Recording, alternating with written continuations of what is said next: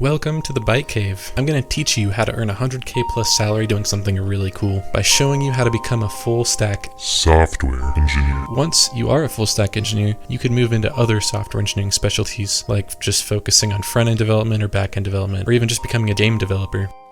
Say hi to Doris. Okay, let's start. First, you should know one way to become a software engineer is to go to college with a major in computer science or software engineering. Take data structures, algorithms, build lots of project assignments, take tests. Take classes you don't like and some classes you might like, and spend around $39,723 by the time you graduate with an undergraduate degree. Then get paid less than a software engineer to do what software engineers do and learn the stuff they didn't teach you at university as an intern. Or maybe start as a junior developer at a company where you're at the bottom of the totem pole despite 4 years of education and lots of money. Or another way to become a software engineer is to be genuinely curious. Use Google, don't go to college, spend all your time learning using free sources. But where's the structure? Well, there's resources online that give you structure, but where's the instructor or the experienced developer who can really answer your questions when you need? Well, that's actually a good point. And where's the support system and the ability to meet other students who are going through the exact same things you are and end up becoming friends with you? Well, so college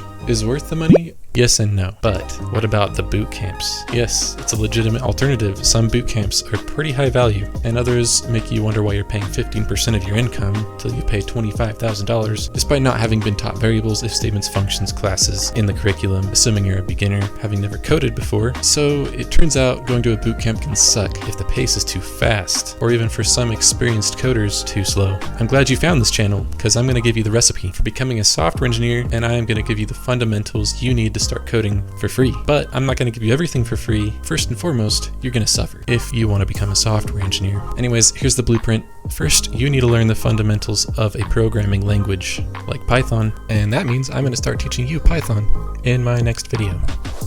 Getting back to the blueprint, once you master fundamental programming, you can then start learning web technologies like HTML, CSS, JavaScript, and maybe TypeScript if you're feeling confident.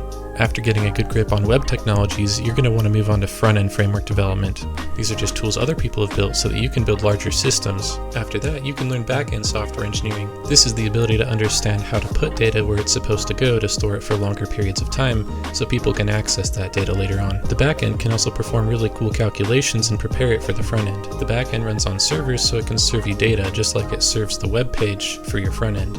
After you have a good idea of how both front and back end operate between each other, you can then do a full stack software engineering course and learn how both dynamically work together to build really cool applications.